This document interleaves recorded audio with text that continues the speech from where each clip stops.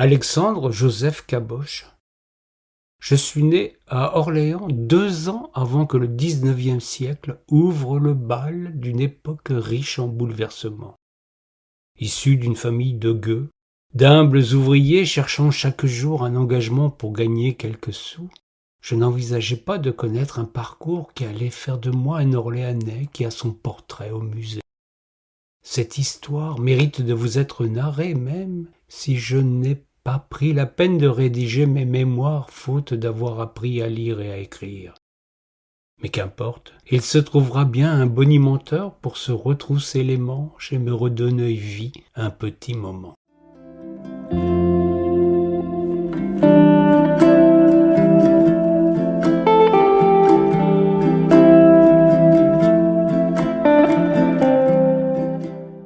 Gamin, j'ai traîné mes culottes courtes sur les quais de recouvrance, admirant cette formidable animation qui régnait en ce temps-là en bord de Loire. Je venais y glaner, au moins que ce ne fût chapardé, de quoi améliorer un ordinaire qui était bien maigre chez nous. Je ne me souviens pas d'avoir connu l'abondance. La vie était rude pour les besogneux et les petites gens qui gravitaient dans la ville basse. J'ai appris à me battre, à boire, à vivre d'expédients comme nombre de gamins des rues. Une belle école qui forge un caractère bien trempé, et surtout la capacité de se tirer des mauvais pas. Cela me sera fort utile par la suite, sans doute bien plus que de me mettre dans ma sale caboche des savoirs dont je n'ai jamais eu l'usage. Je m'amuse à passer ici pour un mauvais bougre, sans doute pour illustrer un patronyme qui m'a souvent valu des moqueries avant que les beaux messieurs boutent le chapeau devant le gars caboche.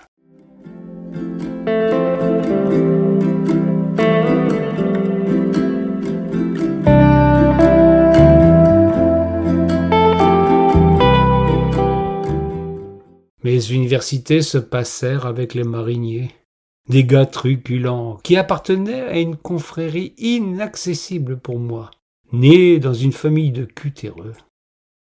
Mais qu'importe, j'avais le désir de partager leur compagnie, surtout dans les tavernes, aurait ajouté ma pauvre épouse, si elle était encore là pour contrebalancer mes forfanteries. Embarquer sur un charlant m'était impossible. Je me fis un malin plaisir à naviguer dès que je pouvais en empruntant des naillons laissés sans surveillance par leurs propriétaires. Je devins bien vite un expert de l'art de naviguer à la bourde, ce que confirmerait à sa manière ma chère mère, si elle était encore de ce monde. La malheureuse. Elle s'est tellement fait de mauvais sang à cause de moi, qu'elle a quitté cette vallée de larmes avant que de connaître mon heure de gloire. C'est là mon plus grand regret, moi dont les honneurs qui me furent accordés ne m'ont pas fait tourner la tête. Dès que j'ai eu la force, tout juste sorti de l'enfance, mais encore un peu morveux, j'ai loué mes bras pour décharger les bateaux. Je n'étais pas encore portefaix, je n'étais pas assez costaud, mais chaque jour qui passait renforçait ma force musculaire. Je rendais des services, courais en toussant sur ce pierret qui a disparu sous l'herbe et l'indifférence aujourd'hui. Je devins un solide gaillard qui ne put échapper à la conscription à l'âge de 21 ans.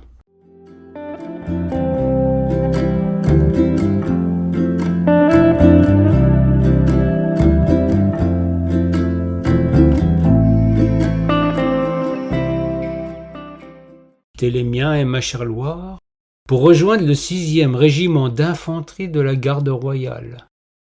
L'armée, toujours prompte à reconnaître les capacités des uns et des autres, contre toute attente fit de moi un clairon, une affectation à laquelle je dois sans doute la vie quand mon régiment partit en 1823 se mêler à la guerre civile espagnole.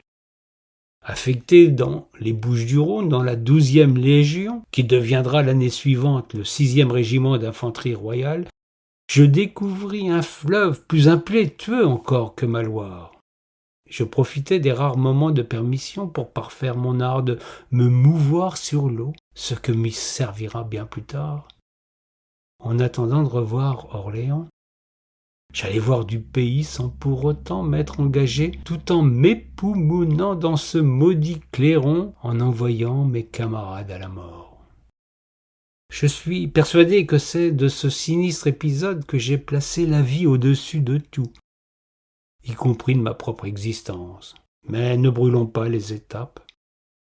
Je me dois de vous narrer cette terrible campagne d'Espagne où le roi de France vint, par notre entremise, remettre sur le trône son collègue Ferdinand VII que le triennat libéral avait destitué.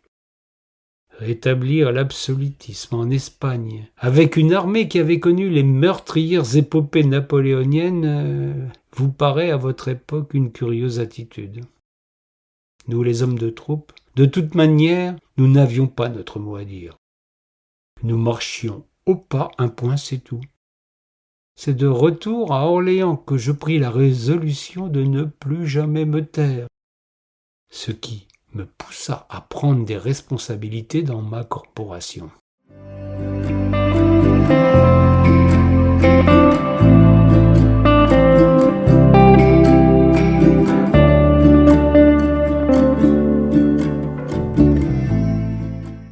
En 1823, nous nous rendons à pied jusqu'aux Pyrénées. Nous étions début février et cette année-là, il y eut un rude hiver, je peux vous l'assurer. Le 7 mars, nous arrivions à Pau, belle ville dans laquelle nous prenions un peu de repos, avant que de reprendre un chemin qui nous sembla interminable et dénué de cohérence. Nous approcherons la frontière et n'entendrons pour la première fois le bruit du canon que du côté d'Irun le 20 mars. Nous allons encore poireauter d'allées et venues sans raison apparente jusqu'au 6 avril, quand nous passerons enfin la frontière. L'armée française n'a jamais brillé par sa célérité, sauf en cas de retraite.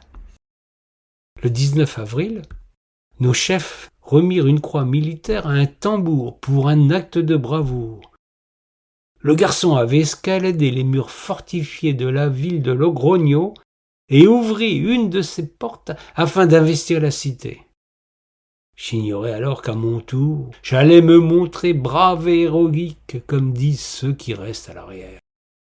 Nous poursuivîmes notre balade touristique en avril et mai, et eûmes droit le 26 mai à un passage en revue par le prince d'Angoulême. Cette guerre prenait des allures de promenade de santé jusqu'à changer du tout au tout peu de temps après. C'est devant Cadix, en juillet, que débutèrent les choses sérieuses, avec leur lot de souffrances. Les hommes montaient au feu tandis que je sonnais la charge pour que des pauvres bougres aillent se faire trucider. Ce fut une belle boucherie, dans des décors enchanteurs. La guerre est une belle saloperie.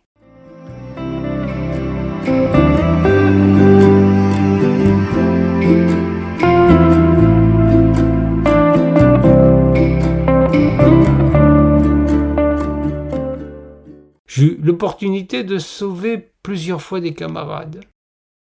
Mon courage fut montré en exemple. Je n'avais aucun mérite, je pense qu'il était dans ma nature de me porter au secours des autres plutôt que d'aller les trucider pour respecter les ordres. Je bénissais ce clairon qui remplaçait ces maudits fusils qui faisaient tant de dégâts. Les combats pour nous durèrent jusqu'au 5 octobre, et nous ne comptions plus les morts dans nos rangs comme chez ces pauvres gens d'en face qui ne nous avaient fait aucun mal. Le 30 octobre, nous repartîmes au feu et l'on peut considérer que nous emportâmes la partie fin décembre 1823. Nous occupions Cadix début 1824 quand je reçus mon avis de démobilisation. Je pouvais m'en retourner à Orléans, avec des images atroces plein la tête.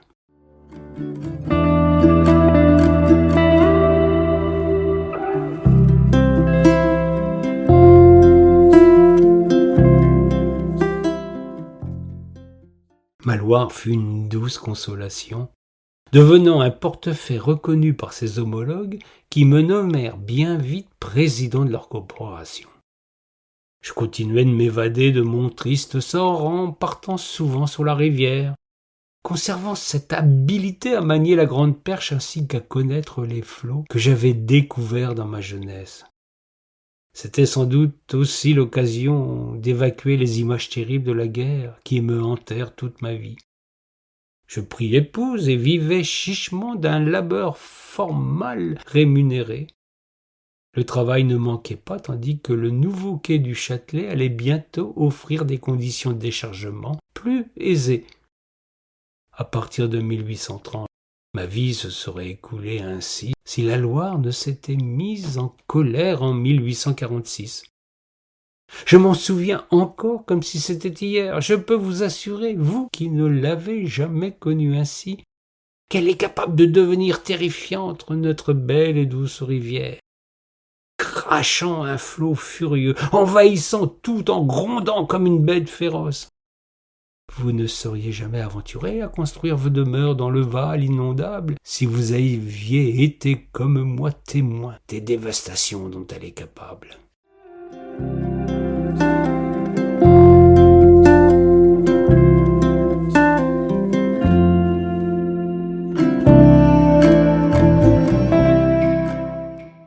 Nous étions fin octobre 1846. Il n'avait cessé de pleuvoir. Un vent mauvais soufflait sur notre Val, tandis que de la Loire d'en haut venaient aussi des nouvelles inquiétantes. Les Cévennes étaient elles aussi sous le déluge du ciel. Une conjonction qui n'annonçait rien de bon, comme en 1825, alors que je rentrais tout juste de l'armée. Je n'ai nulle envie de vous narrer par le détail l'enfer que furent ces quelques jours de chaos.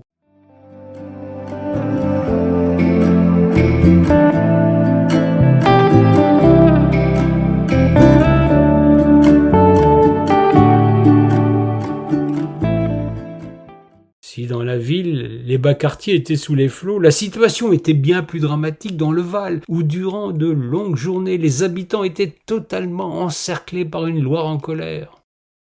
Beaucoup de malheureux n'avaient eu de recours que de se réfugier sur le toit, tandis que d'autres n'avaient pu échapper à la mort.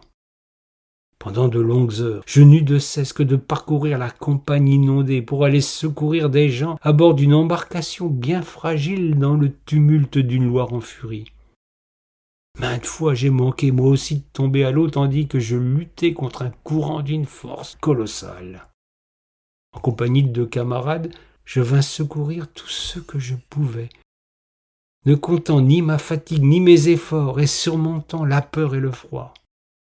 J'agis comme beaucoup d'autres, mariniers au portefaix comme moi et qui avions le bonheur de pouvoir disposer d'un bateau encore en état de naviguer.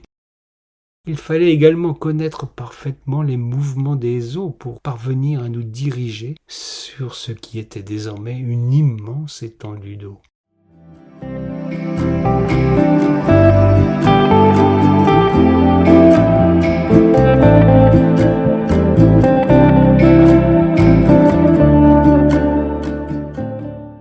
L'année suivante, mes mérites me valurent de recevoir, à la demande d'une population orléanaise particulièrement reconnaissante, une distinction qui me plaçait au-dessus de mon humble condition de portefaix. On me fit donc chevalier de la Légion d'honneur, un honneur qui rejaillit sur tous mes collègues qui agirent de la sorte. Ce qui m'honora le plus, ce fut l'offrande que me fit mademoiselle Schmidt, une artiste peintre que j'avais sauvé des flots. Elle réalisa mon portrait en guise de remerciement, tandis que je posais fièrement pour elle, avec sur le poitrail ma belle médaille. J'eus également l'honneur de la presse, dans laquelle on vanta mes mérites en décrivant ma bravoure durant la grande inondation. J'avais alors 48 ans, et j'étais dans la force de l'âge.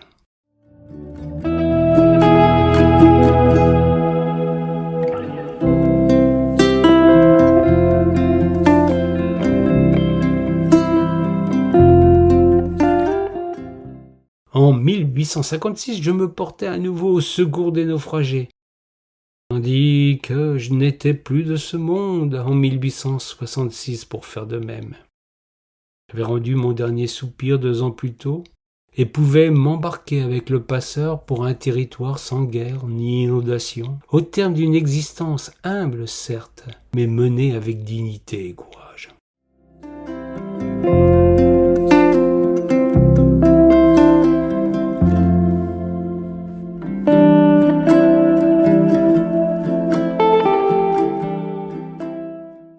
Je me sentais un peu oublié dans ce musée Cabu, quelque peu ignoré des touristes et des Orléanais eux-mêmes. Il a fallu qu'un raconteur d'histoire de Loire passe me rendre une visite pour que je lui confie ceci. J'aimerais que mon portrait soit de sortie pour avoir le droit également de participer au prochain festival de Loire en 2023.